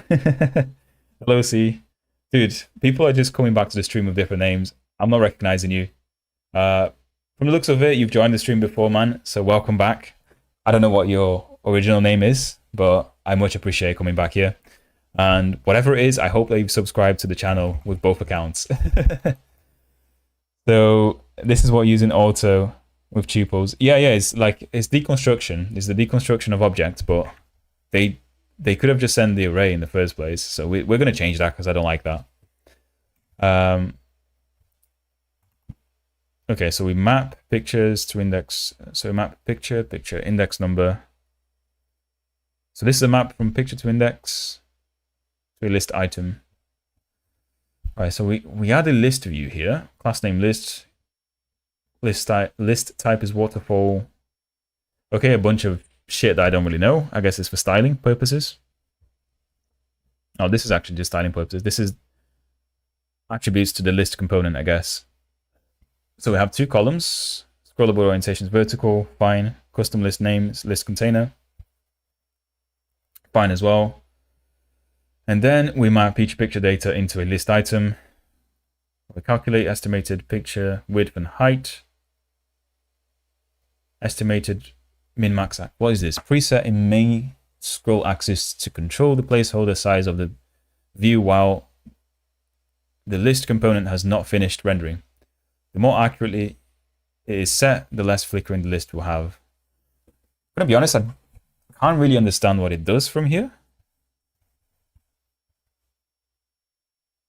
But we'll just let it go, right? We'll let it go because I'm pretty sure it's probably not important right now. Item key is whatever, just the index, I guess. And the key is okay, cool.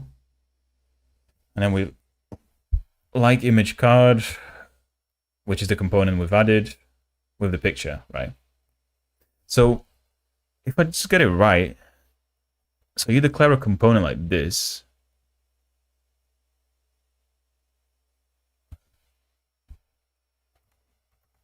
Okay, they're doing it again. They're doing it again here. They just send like an object with a picture inside, only to deconstruct it here. So why not just do that? This is what makes this shit really hard to read sometimes.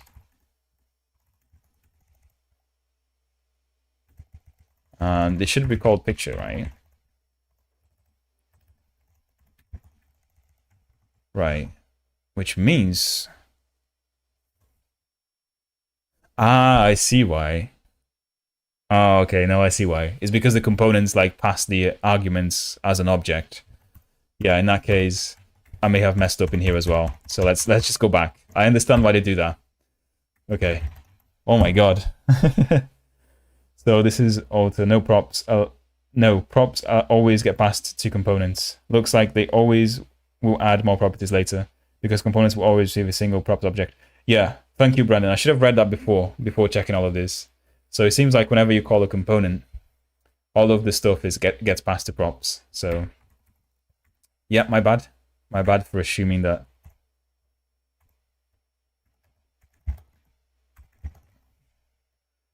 But I will leave that as is, and then the like image card should also have props here, right? Okay. Okay, so yeah, the only thing we have remaining is the utils. So let's get the utils from. First of all, did they actually say where it is here? They don't. So it is something we have to get from their page. So utils.tsx, right? So new file utils.tsx. Calculate estimated size. So picture width and picture height. Pick styles of the gallery. Gallery padding. Oh, this is manually calculating things. This is ugly. So you need to know what the gallery kind of looks like and what the components will take up in space to calculate it, which is I don't like that. I thought this was supposed to be nicer.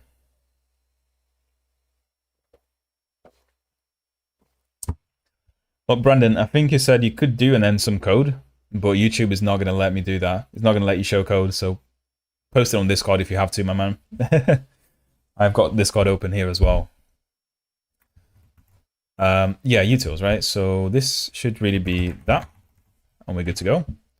And then there is a change to index, which I guess what we're going to do here is to kind of return. I'm going to guess is return gallery.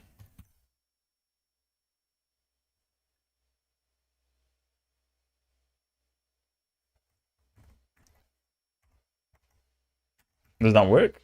No, that doesn't work. So, wait. My guess is that they will return the gallery, but how do I actually, like, instantiate it?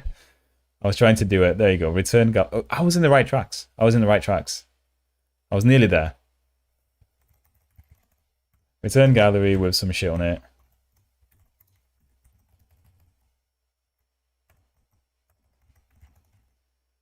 So pictures data is supposed to be furniture pictures, right? Which is a bunch of pictures. Okay, good. Special child elements of list. Each child component of list needs to be a list item. You must specify a unique non-repeating key and item index attribute. Otherwise, it may not render correctly. Of course, we also provide other scrolling elements such as scroll view to achieve similar effects. Here we use a waterfall layout as the child node. Okay, this is just... I'm not going to read all of that. But it should have hot reloaded. Oh, we have a bunch of shit here. All right, let's see. So compile error. Cannot resolve pictures, red hat, which is somewhere in my like icon. Pictures, right. Just a typo. Why was it not like complaining about it? Okay, so we built. That was the only error that we had. Right, are we guys ready? Are we ready? Let's scan the thing again. Oh, beautiful. Oh, look at that. Can you guys see this? Can you see this? This is amazing. You can fucking scroll. And you can like as well. Look at that. You can like shit.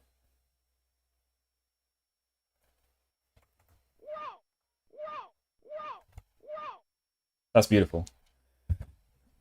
I guess I can start applying for app development jobs, right? I might need it.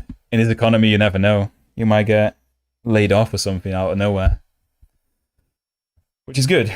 Now, what's next? What's next, my man? Tell me. Auto-scrolling via element methods. Ooh, nice, yeah. So if you want to create a desktop photo wall, you need to add an auto-scroll feature to this page. Your images will be slowly and automatically scrolled, allowing you to easily see more images. Right. So in gallery, what do we do? Oh, that's nice. I like this UI where it shows you like just the changes. Really cool. Like if I was, without looking at this, if I was implementing something like this, I would probably set like a, not a timeout, but a set interval in JavaScript or whatever it is. Like every n milliseconds, it would just increment my my current view, like scroll by a certain percentage. But yeah, next stream is a to-do app. Yeah, next stream is a to-do app for sure. Yeah, we can actually try and make something out of it, right? In fact, yeah, we've got like, I really like this app here for soundtrack. Sorry, for the soundboard, but it don't have a web server that lets you connect to it through your phone. So maybe we can create an app on the phone that will make some requests to this application and then play it automatically. So I don't, instead of having to like type some hotkeys on my keyboard, I can just do it on my phone. That'll be much better. Maybe that's something we can do. Should we do that? That sounds like a good idea for sure.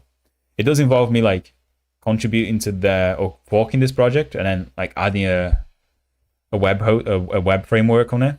So it listens to some requests, and then the phone through the app will send some like REST requests to it every time you click on a button. And then you can get like at the startup, you can get like all of the currently set soundboards and then just place it on the grid on the phone. That sounds like a very, very, very simple app and something that we can actually achieve on stream, which is cool, right? Yeah, that'd be amazing. Sponsored by Lynx for sure. Right, let's make these changes. So gallery ref, use ref. Okay, no idea what this is. We're gonna figure it out. I guess we are gonna have to use ref. So where's gallery? Let me just close everything because this is kind of bloated as hell. Close it just to open it again. Right, so first things first. We have Lynx React. Oh no, they've added a lot more shit to it. So index.css, let's kind of style this as well, right? So let's do local imports here. And then we do import type. Okay, I've not seen import type before. I guess, does it just import the class itself? That's my guess.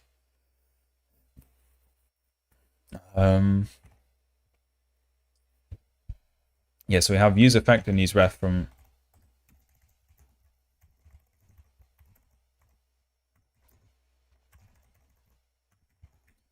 React.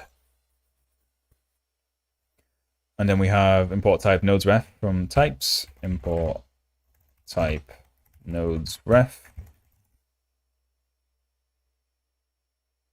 Yeah, we already had the like image card, right? Like image card is already there. Picture is already there. Calculate. Okay, so these are the only two I've added. Let's just sort all of these out. Okay.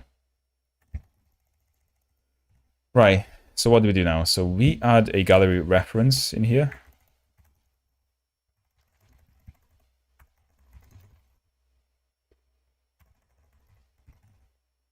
Use ref and nodes ref. I don't know what this is. I'm going to read the documentation for this function in a second.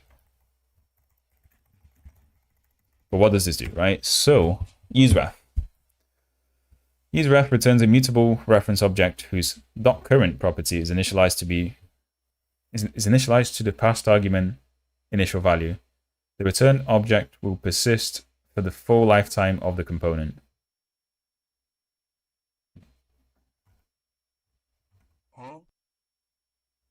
What the hell? I don't understand this at all. So useRef returns a mutable reference object whose .current property is initialized to the passed argument initial value, which is no for us. The return object will persist. So it's just some sort of persistent object, right? I guess. No, that useRef is...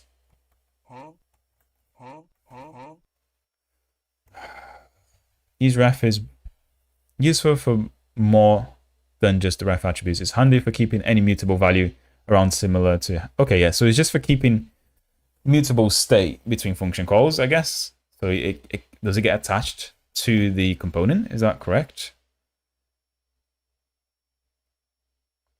And then we use the effect on that. All right, that's messed up. There is a component lifecycle in React. Okay, yeah, I guess this is just something I don't know about React then. The component lifecycle. It seems to me that useRef is just something you use to, you know, keep the state of something in the next call to this function, right? Yes, it doesn't get reevaluated during the renderers. Right, yeah. So kind of similar to a static object in other languages. That's what useRef provides you. Cool.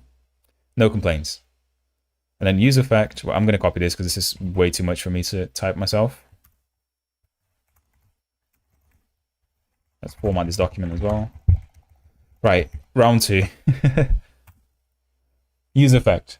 Accept a function that contains imperative, possibly effectful code. Effect, imperative function that can return a cleanup function. Jesus Christ, what is this documentation?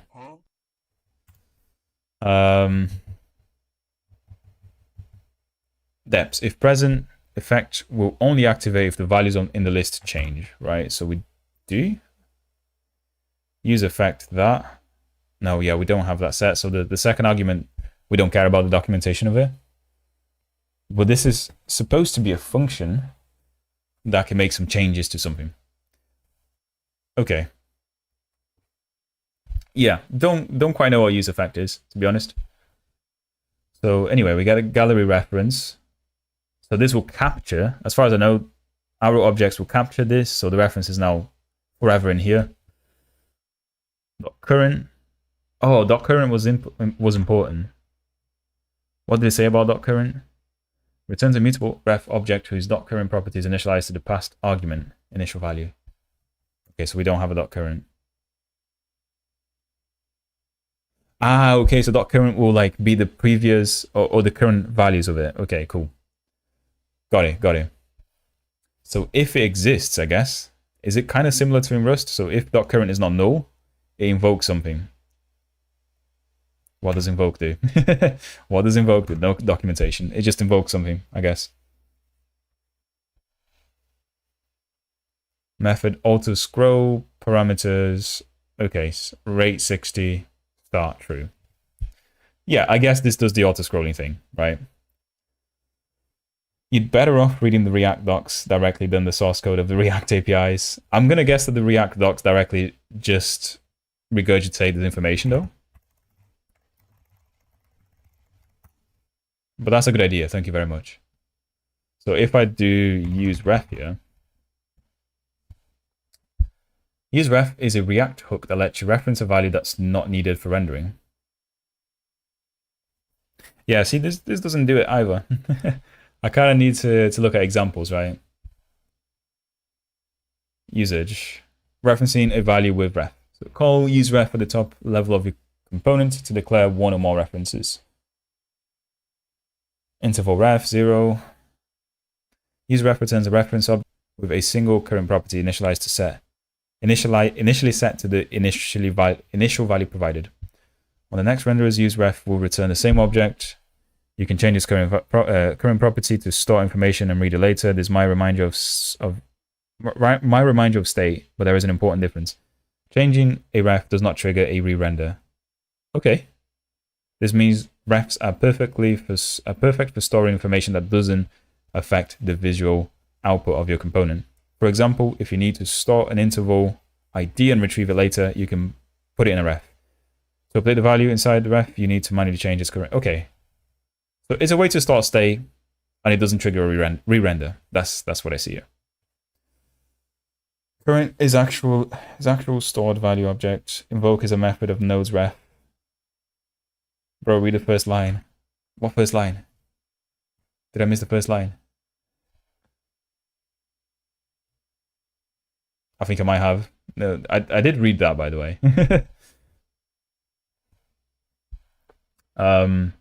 Changing ref does not trigger. Okay, yeah, kind of get it. Kind of get that. But the invoke stuff, nodes ref. Where's nodes ref?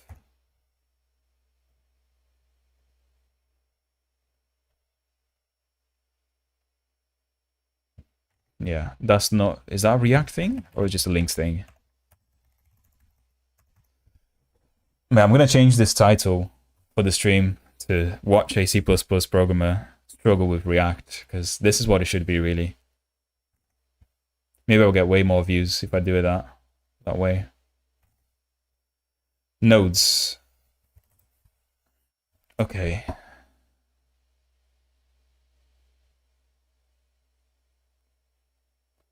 Is Lynx. Okay. That pause there, I was just waiting, like, nodes. I thought that's what I had to look for. Look in the imports. Yeah, I can see that. That's why I asked if it's a Lynx thing. I guess anything from React is React, and anything from Lynx is that. So we do have invoke. Yeah, they have no documentation here on that.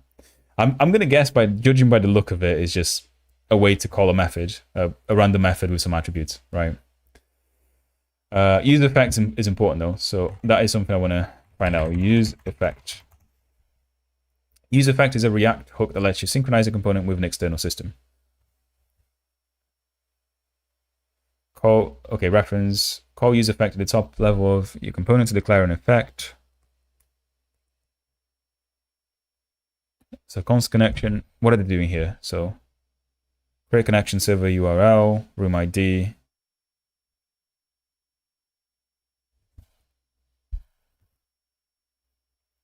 Okay, there's just some connection hooks in here. Caveats, use effect is a hook, so you can only call it at the top level of your component on your hooks. You can't call it inside loops or conditions. If you need that, extract a new component and move the state of it. Sorry, typo. Is a high-level interface for nodes. Ah, okay. Do we have nodes in here? I guess still a Lynx thing. Yeah, I'm trying to understand use effect now. What the fuck does it do? Usage, connection, wrapping effects. Okay, so he hooks something to an external thing, right? What is the external thing in here? I don't know. I don't know. It just seems to be calling a function in a periodic way. That's what it's doing. And then the import. Yeah. Anyway, I'm gonna move on because otherwise we're never gonna finish this. I don't think there's any more changes here. This is still the same. Oh, there you go. They do explain here. So we use the useEffect hook to call auto-scroll method. What is invoke? In Lynx, all native elements have a set of methods that can be called by the reference. Unlike on the web, this call is asynchronous, similar to message passing. You need to use invoke with the method name, method and parameters param to call them. Yeah, so we assumed it right. It was just calling a function. Now you need to add a ref.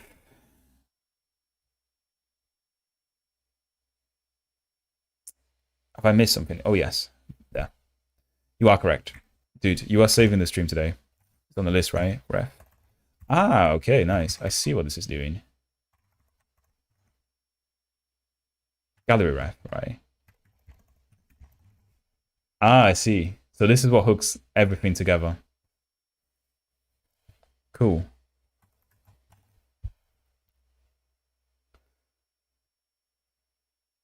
Okay, so if we just do that, right, without the scroll bar, that's the next step. But if we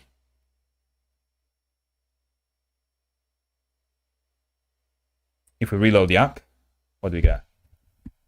Wait, do we have any errors? No. Things just build, actually. Okay, so it's auto-scrolling. Kind of nice, isn't it? Refs are pretty confusing at the start, for sure. Yeah, I mean, when I read refs, I think of references, which means just a reference to an object. It seems that it's a lot more than that in TypeScript or JavaScript React world. But we'll let that pass for now. Do I want to do the scroll bar? Probably not, to be honest. I mean, we got the idea, right? It looks like it's easy to create an app if you know React. If you don't, you're going to struggle like myself. But I'm happy that we got up to this, though. I thought we weren't going to be able to do anything today because of my lack in React and TypeScript. But we managed to do it for sure. On that note, it's getting quite late here, so I might continue the stream maybe tomorrow, maybe on Monday. I think I am going to go and try and make an actual app out of this. So yeah, I'm going to see if I can like add a web framework to this and then listen to requests coming from somewhere, like on a local host, so I can create an app on my phone that will control the soundboard. That'll be really cool, to be honest. So I'm going to just check out the Amplitude soundboard GitHub and see how easy that would be. But yeah, this is the end of the stream, guys. And thank you all very much for joining. It has really been fun. Like I complain about JavaScript a lot and TypeScript a lot and claim that it's easy sometimes, but it clearly isn't. Like, so my hat is off to all of you guys who do React and understand all this shit, because it will take me quite a long time to actually get used to this style of programming. But it's fun though. Like I'm hoping that I can learn how to create apps at least, so I can kind of do it for my own projects. And yeah, with that in mind, thank you all very much, and please don't forget to like the video because it does help me out quite a lot, especially after we've finished the stream. YouTube just sends it to more people. Learning React at the same time as TypeScript would be cursed for me. Yeah, I mean, I'm doing both now. I know a little bit of JavaScript from work because I'm actually working with JavaScript. So I have seen like these imports before. I've not seen import type though before. That's something new in TypeScript. Obviously, all the type stuff is nice to have, but it doesn't diverge too much from TypeScript, from JavaScript, to be honest. I mean, the only difference I see here is like these return view shit. Like this is new syntax to me. So this is not something I've seen on JavaScript, yeah. But yeah, import type isn't actually needed.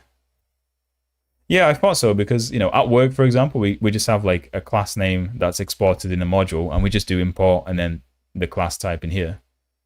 Just a common practice. Okay, right. So I might stop using it because I don't I don't actually use it at work, so this would just make me confused. But anyway, thank you all very much for joining, and I hope you guys have a nice end of the weekend, right? And I'll see you all next week, maybe Monday. So, bye-bye.